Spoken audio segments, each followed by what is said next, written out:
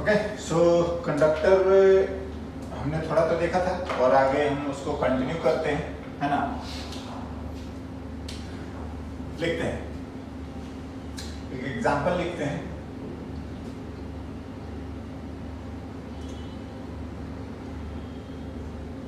To conducting spheres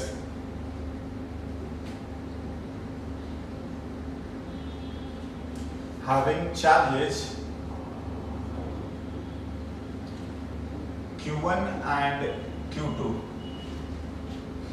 and radius R1 and R2, है ना, respectively. Are placed at a large distance, है ना। चलिए मैं इस कंडक्टिंग को, अच्छा ठीक है, एक बार हम आएंगे इस बात पे, कंडक्टिंग पे। Large distance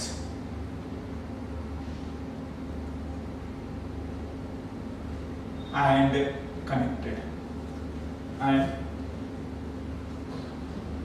connected then find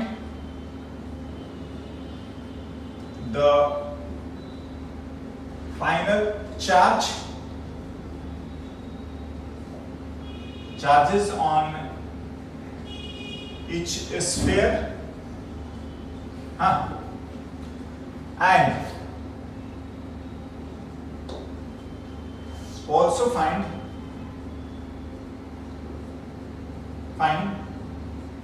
the ratio of final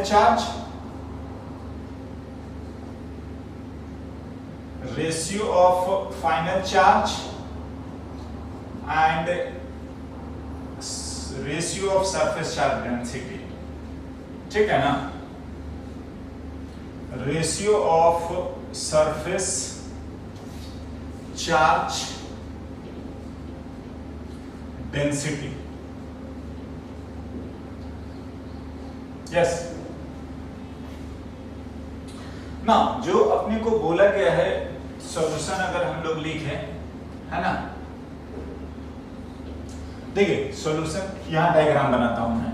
एक अपने को चार्ज दिया है Q1 और ये Q2, है ना। रेडियाई आपने को बता रखा है R2 एंड से R1, राइट, हाँ। और इसको कनेक्ट करा गया लार्ज डिस्टेंस। देखो लार्ज डिस्टेंस बोलने का मतलब बस यही है ना, ठीक है ना, कि इनका इंटरेक्शन हमें काउंट नहीं करना है, राइट नो। ये चीज दे दिया। अगर आप बात करोगे तो ये हमें गिवन है इनिशियली,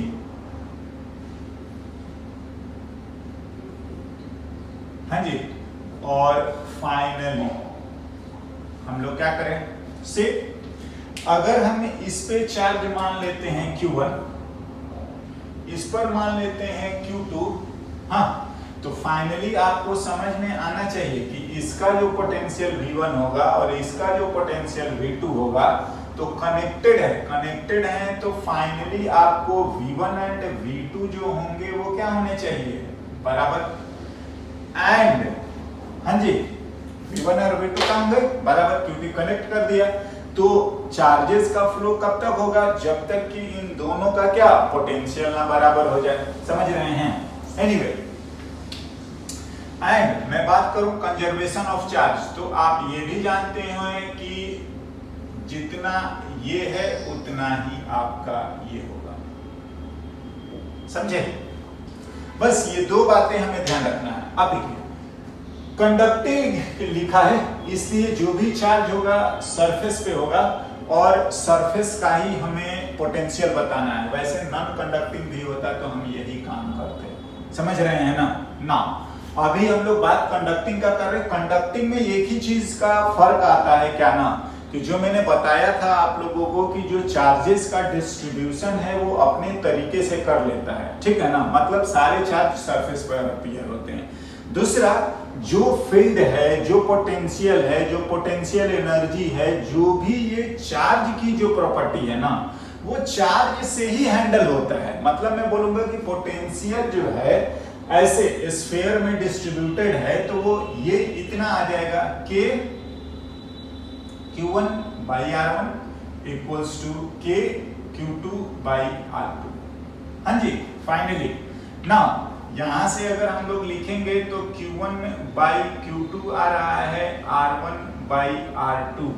हाँ, और ये थोड़ा सा इंपॉर्टेंट बात भी है, क्या चार्जेस जो है डायरेक्टली प्रोपोर्शनल टू रेडियस आ रहा है, जिसका रेडियस ज्यादा होगा उस पे चार्ज भी क्या होगा, ज्यादा होगा ना। अगर हमने इसको 1 मान ले और इसको 2 मान ले रहे हैं तो फ्रॉम 1 and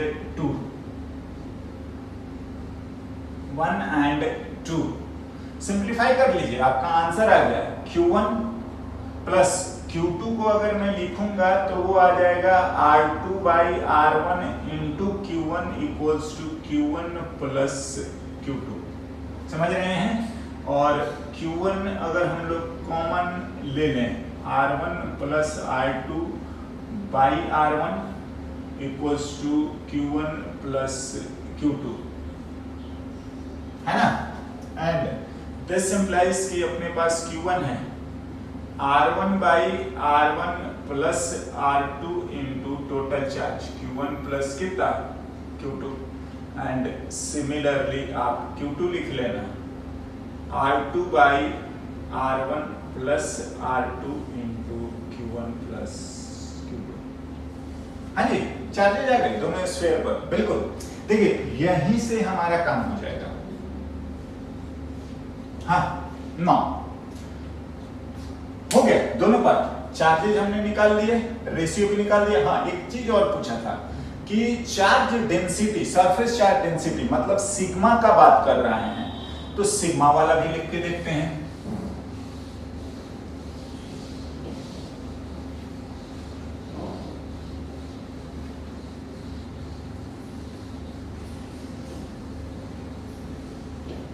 है ना, एंड Q बाई एरिया होता है जो भी है, तो सिग्मा 1 बाई सिग्मा 2 लिखेंगे तो Q1 बाई 4 पाई R1 का square divided by Q1 by 4 pi R2 का स्क्वायर। ये आ रहा है Q1 बाई Q2 और ये आ रहा है R2 बाई R1 का होल स्क्वायर। नाउ अगर मैं 1 वाला यूज करूंगा तो Q1 बाई Q2 तो मेरा R1 बाई R2 है और ये होगा R2 बाई R1 का स्क्वायर सिग्मा 1 बाई सिग्मा 2। हाँ जी, फ्रॉम 1 हम लोग यूज कर रहे हैं, ठीक है। और यहां से एक तो कैंसिल हो रहा है एंड दिस इंप्लाइज कि सिग्मा 1 अपॉन सिग्मा 2 जो है वो R2 बाई R1 है। ये आपका कंडक्टर के लिए है, समझ रहे हैं? हाँ ना, देखिए इसी के बेसिस पर एक क्वेश्चन भी पूछा था, क्या अगर मैं आपको ऐसे लिखता हूं, हाँ चलिए मैं आपको लिख ले रहा हूं, A है, ये हमारा से B है और ये C है। हाँ, और इस पर जो भी चार्ज देना है आप दे दीजिए। अगर मेरे से पूछा जाए कि इलेक्ट्रिक फील्ड का आप बताओ रिलेशन क्या होगा, ये EB एंड EC का रिलेशन। हाँ, नाउ ध्यान दीजिए क्या करना पड़ेगा अपने को, मैं इतना में लिख दे रहा हूं, इसीलिए मैंने आपको समझाया था। कंडक्टर है, लेकिन सिग्मा जो आएगा वो तो अगर मैं लिखूंगा तो इनवर्स रेशियो ऑफ रेडियस आ रहा है, देख लीजिए। तो जहां आपका रेडियाई है ये है, तो जहां रेडियस ज्यादा होगा वहां पर इलेक्ट्रिक फील्ड हमारा क्या आएगा, कम आएगा। समझ रहे हैं? हाँ जी। और इसीलिए बोला था, या लोकल चार्ज डेंसिटी मैंने एक टर्म यूज करा था, और वो रीजन यही था कि चार्ज जो भी देंगे ना वो डिस्ट्रीब्यूट इस तरीके से होगा। मींस क्या कि जिसका जहां रेडियस ऑफ कर्वेचर कम होगा, हाँ कम होगा, वहां सिग्मा क्या होगा, ज्यादा होगा, ठीक है ना। And vice versa, that is कि जहां रेडियस ज्यादा होगा, रेडियाई ऑफ कर्वेचर ज्यादा होगा, वहां सिग्मा क्या होगा, कम होगा। मतलब अगर मैं इसको लिखने की कोशिश करूंगा तो मेरा ए वाला देखिए, जहां ज्यादा बेंड है ना, ठीक है ना, ये ज्यादा बेंड है, ये कम बेंड है, ये सबसे कम बेंड है, तो मेरा ऐसा हो जाना चाहिए। क्यों ऐसा हो जाना चाहिए? क्योंकि ये सिग्मा ये है और इलेक्ट्रिक फील्ड ऐसा होता है। समझ रहे हैं, है ना। जिसका रेडियाई ऑफ कर्वेचर सबसे कम होगा वहां पर सिग्मा सरफेस चार्ज डेंसिटी ज्यादा होगा, एंड जहां सरफेस चार्ज डेंसिटी ज्यादा होगा वहां इलेक्ट्रिक फील्ड भी क्या आएगा, ज्यादा, ठीक है ना। तो इस तरीके से हम लोग कंक्लूजन निकाल सकते हैं। या एक बात ध्यान आने क्या बोलते हैं इंपॉर्टेंट, वो हमारे सामने आया है कि ऐसा है कि एक ही कंडक्टर पर सभी जगह पर जो है आपका सरफेस चार्ज डेंसिटी सेम नहीं होता है, ठीक है। हाँ, अगर यूनिफॉर्म है तो सेम होगा ना। नेक्स्ट हम लोग बात करें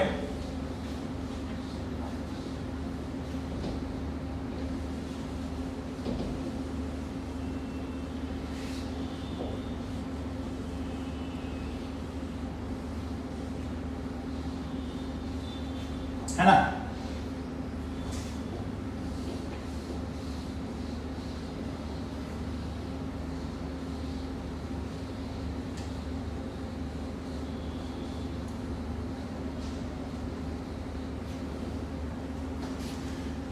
एक टर्म हम लोग इससे पढ़ते हैं, इलेक्ट्रिक प्रेशर। हाँ, और ये सरफेस टेंशन में भी आता है, यूज हुआ है। चलिए मैं इसको लिखता हूं, इलेक्ट्रिक प्रेशर। देखिए, इलेक्ट्रिक प्रेशर का डेरिवेशन मैं समझाता हूं। ये कोई कंडक्टर है ना, और लोकल चार्ज डेंसिटी, अब आप समझ चुके हैं कि सिग्मा जो होता है वो रेडियाई पर डिपेंड करता है, तो हर जगह पर रेडियाई अलग अलग है तो सिग्मा भी अलग अलग होगा, और उसके अकॉर्डिंग ना अब देखिए क्या करते हैं कि सपोज ना मैं इसका ये पोर्शन में यहां से हटा दे रहा हूं, ये इसको अलग लिख रहे हैं हम लोग, ठीक है। जो भी आपका डीएस एरिया हम लोग कंसीडर करें, है ना। देखिए मैं आपका एक पॉइंट लिख रहा हूं 1 और एक पॉइंट लिख रहा हूं मैं 2, है ना। 1 जो है वो सरफेस के जस्ट अंदर है और 2 जो है वो सरफेस के जस्ट बाहर है। समझ रहे हैं, ठीक है ना। ये ऐसा काम है ना। इस जगह का हम लोग सिग्मा कंसीडर कर रहे हैं, ठीक है। और ये जो पोर्शन है ये यहां से मैंने बोला कि इसको हमने हटा रखा है, समझ रहे हैं ना, यहां पर ना देखिए। अब देखो, अगर मैं बात करता हूं कि इलेक्ट्रिक फील्ड 1 पर लिखेंगे और वो भी मैं लिख रहा हूं नेट, समझ रहे हैं, तो वो हम जानते हैं कि 0 होता है, समझ रहे हैं, 0, ठीक है। चलिए मैं ये ऐसा करता हूं, इस नोटेशन को चेंज करते हैं, है ना, ए एंड बी लिखते हैं, ठीक है।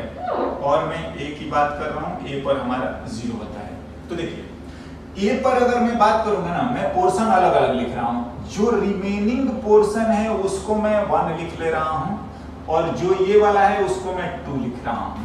तो आप बताओ कि अगर ए पर मैं बात करूंगा तो आपको समझ में आ रहा है कि एक तो ये पूरे 1 जितना बचा हुआ है इससे होल को छोड़ के, हाँ 1 की वजह से और इसकी वजह से 2 की वजह से, नेट मिला के आपका आता है 0। मतलब ये बात है कि अगर मैं लिखूंगा कि ये है E1 और प्लस E2 वेक्टरली, हाँ जी, तो भी आपको ये बात समझ में आ गया कि E1 इक्वल्स टू E2 आएगा, इक्वल एंड ऑपोजिट आ रहा है। और मैग्नीट्यूड वाइज तो आप जरूर समझ सकते हैं कि देखिए क्या हो रहा है ना कि जो ये एक पॉइंट है ना, हाँ ये एक पॉइंट जो है ए, वो वहां पर इनसाइड है, तो नेट हमारा होना चाहिए 0, ठीक है।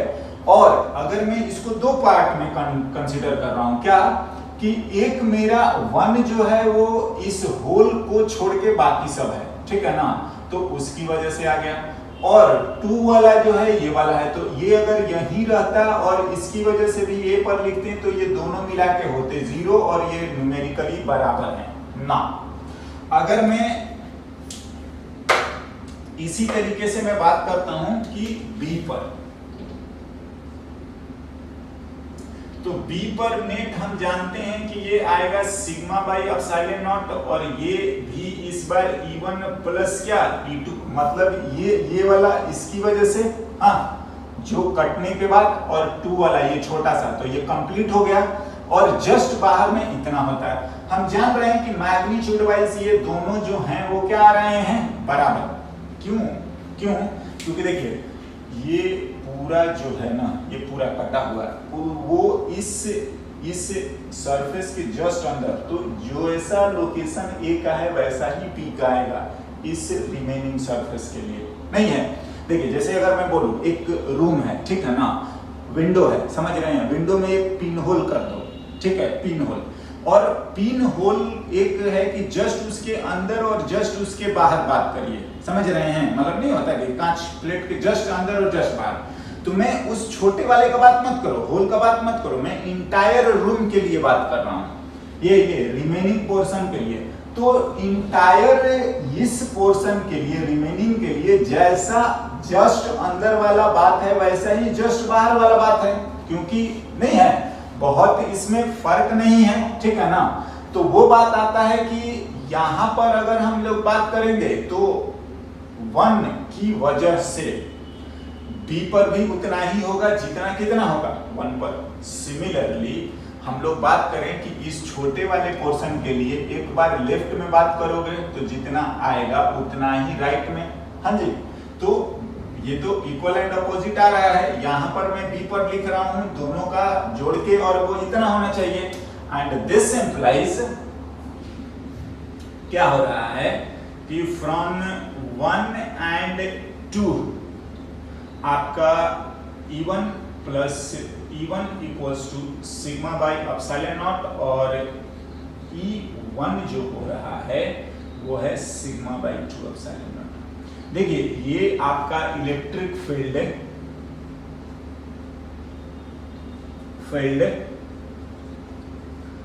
ड्यू टू रिमेनिंग पोर्शन है, रिमेनिंग पार्ट, हाँ ना।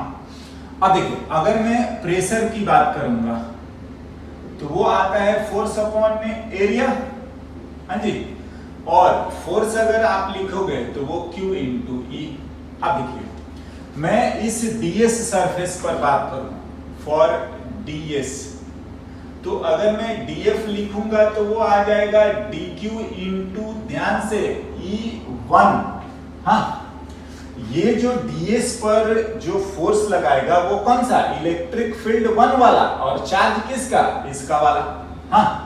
एंड आप इसको लिख लीजिए, प्रेशर लिखेंगे तो जो भी फोर्स है df अपॉन ds, हाँ, और df आ रहा है dq into E1 by ds, and dq जो आएगा वो सिग्मा इंटू कितना, ds, बिल्कुल sigma ds, sigma by 2 epsilon not by ds, और electric pressure 1/2 sigma square by epsilon not.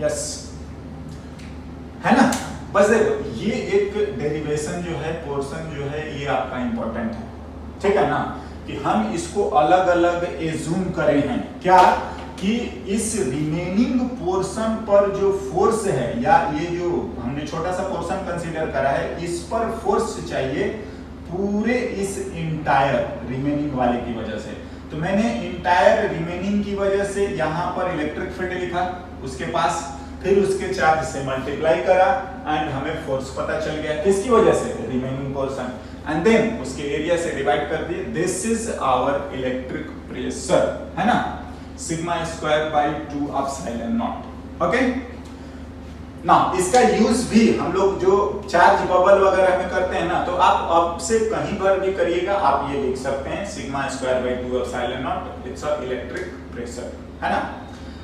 ना कंडक्टर से रिलेटेड एक दो और बातें हम लोग सॉल्व करते हैं, है ना।